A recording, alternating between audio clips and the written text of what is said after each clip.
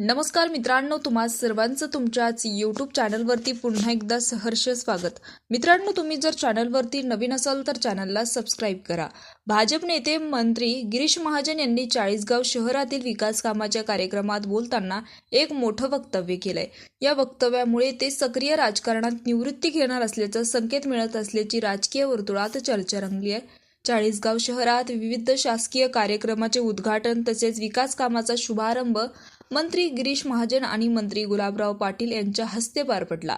या कार्यक्रमात बोलताना गिरीश महाजन यांनी निवृत्ती घेणार असल्याच्या वक्तव्याची चर्चा रंगली आहे। तसेच यावेळी बोलताना दोन्ही मंत्र्यांनी आमदार मंगेश चव्हाण यांच्या कामाचे तोंड भरून कौतुक केले। आमच्या वयाचा विचार करता आम्ही किती दिवस काम करणार आहोत, कुणाच्या तरी हातात पक्षाची धुरा द्यायला हवी आहे। त्यामुळे मंगेश चव्हाण यांचं नाव नेता म्हणून सांगावं वाटतं असं वक्तव्य करत गिरीश महाजन यांनी एका प्रकारे निवृत्तीचे संकेत दिल्याची राजकीय वर्तुळात चर्चा रंगली आहे। सुरुवातीला भारतीय जनता पक्षाचे मंगेश चव्हाण यांना उमेदवारी दिली तेव्हा त्यांची फारशी ओळख नव्हती।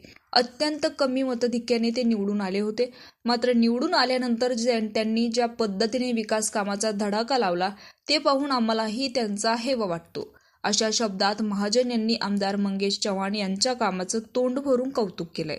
मंत्री गुलाबराव पाटील म्हणालेत की कामाची भूक असलेला नेता म्हणजे आमदार मंगेश चव्हाण। मंगेश चव्हाण यांनी चाळीसगावाचा विकास करताना गिरीश महाजन यांच्या मार्गाने विकास केला आहे हे इतर आमदारांनाही सांगावे लागले आहे। चाळीसगाव हे महत्त्वाचे शहर आहे।